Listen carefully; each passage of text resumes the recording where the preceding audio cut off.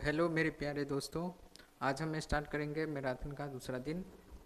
तो स्टार्ट करते हैं मैराथन का दूसरा दिन क्वेश्चन नंबर 25 से। तो क्वेश्चन नंबर 25 कह रहे पाई है। पाई एक कौन सा संख्या है? तो पाई एक अपरमेय संख्या है। अगला क्वेश्चन हम चलेंगे कि निम्नलिखित में से कौन सा अपरमेय संख्या नहीं है। तो इसमें से कह रहा है कौन सा अपरमेय संख्या नहीं है। तो अंडर रूट 7 जो है एक अपरमेय संख्या है, रूट 3 भी एक अपरमेय संख्या है, और सी रूट 2/रूट 5 भी एक अपरमेय संख्या है। क्योंकि इसको जब हम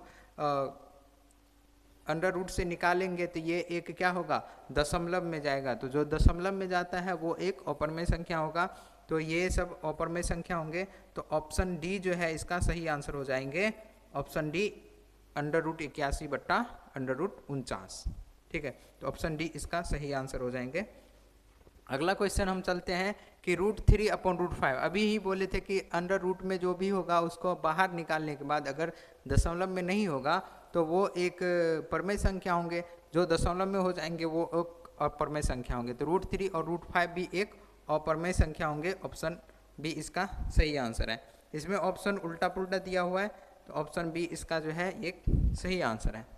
आगे क्वेश्चन चलेंगे, निम्नलिखित में से कौन सा भिन्न दशमलव प्रसार शांत होगा। तो इसमें से कौन सा जो है दशमलव प्रसार शांत होगा। तो दशमलव प्रसार शांत का एक हम ट्रिक बता रहे हैं। इसका याद रखना है कि जिस भी भिन्न के, यानी जिस भी भिन्न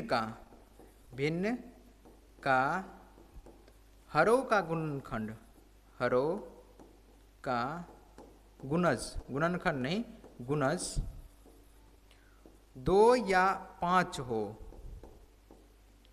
तो वो शांत कहलाएंगे। यहाँ पे तालम्स होगा, शांत में शांत प्रसार कहलाएंगे। और जिसका भी 2 और 5 के अलावा कोई भी एंट्री मारेंगे तो वहाँ पे अशांत हो जाएंगे। ठीक है, तो यहाँ पे चलते हैं 105 को देखते हैं। तो 105 का जब हम यहाँ पे गुणज करेंगे तो 105 का 3 से कटेगा, 3 तिया 9 और यहाँ पे 5 तिया 15। उसके बाद अब 5 से करेंगे तो 7। यहाँ पे देख लेते हैं कि 3 आ गया, 5 आ गया। तो इसका गुणज क्या है, 3 और 5 है। तो ये एक अशांत होगा, शांत नहीं होगा। तो शांत होने का क्या शर्त है कि 2 का गुणज हो या 5 का गुणज हो, या 2 5 दोनों का गुणज हो, तब भी हो सकता है। दूसरा चलेंगे 210 को करते हैं। तो ये 2 से करेंगे, यहाँ पे आ जाएंगे 105। यहाँ से फिर से रिपीट होगा तो ये भी नहीं होगा। उसके बाद चलते हैं 88, 15/88। तो यहाँ पे 88 जो दिया है, 88 को देखेंगे तो 2 गुने ये हो जाते हैं। 88 को करेंगे तो 2 से 44, 2 से 22 और 2 से 11 होती है, यानी 2 गुने 2 गुने 2 गुने 11 होता है। तो यहाँ पे 2 का गुणज भी है और 11 का गुणज है, तो ये भी नहीं होगा। तो ये हमारा सही आंसर हो जाएंगे। यहाँ पर देखेंगे तो 160 का हो जाएंगे। 160 का 2 से करेंगे 80, 2 से करेंगे 40, 2 से करेंगे 20,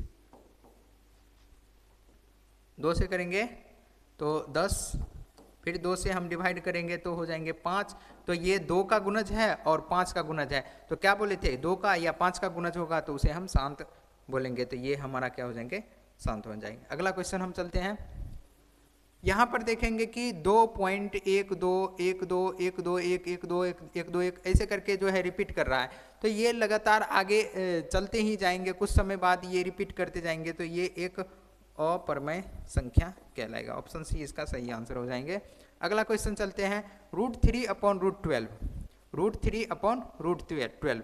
तो यहाँ पर देखेंगे रूट 3/रूट 12 को, तो 12 को हम करते हैं 2 2 जा 4 और रूट 3।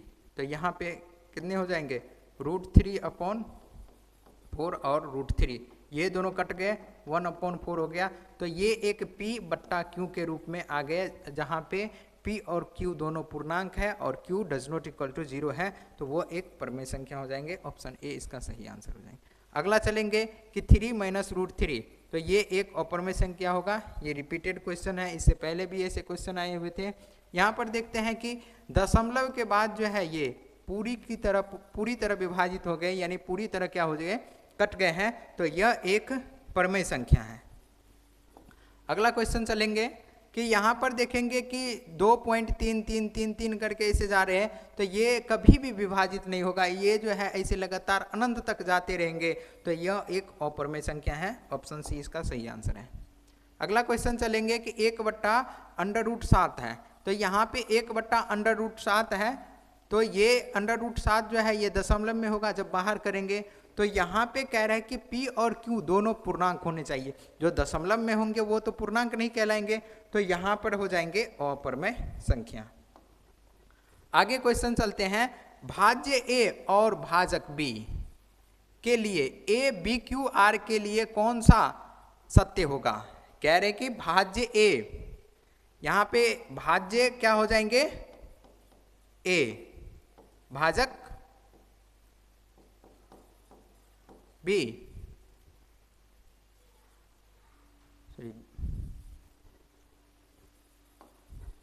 यहां पे हो जाएंगे A बराबर BQ प्लस R, तो इसके लिए कौन सा सही होगा। तो एक उदाहरण से हम देखते हैं, यहां पर देखेंगे कि जिसको हम भाग देंगे, ठीक है, उसको बोलेंगे भाजक। क्या बोलेंगे, भाजक। ये जिससे भाग देंगे भाज्य, और जो बचेगा भागफल, और इसके बाद जो बचेगा शेष, ठीक है। तो यहां पर देखेंगे कि भाज्य जो होगा, एक हम 7 से जो है 15 को क्या करते हैं, भाग देते हैं, तो 7 दूनी 14, बच गया 1, तो यहाँ पे 7 दूनी 14, यहाँ पे भाज्य कितने होंगे 7, भाजक कितने हो गए 15, और भागफल कितने हो गए 2, और शेष बच गए 1। अगला क्वेश्चन एक और देते हैं, 8 से देते हैं 17 में, तो 8 दूना 16, अब बच गया 1। यहाँ पर भी 8 क्या है, वो है भाज्य, और भाजक कितना है 17, और भागफल कितना है 2, यहाँ पर भी बच गए शेष। अब कभी भी ये देखेंगे कि हमारा जो है शेष फल जो होगा, जो शेष होगा वो भाज्य से हमेशा छोटा होगा, यानी जो डिवीजर होगा वो उससे क्या होगा, हमेशा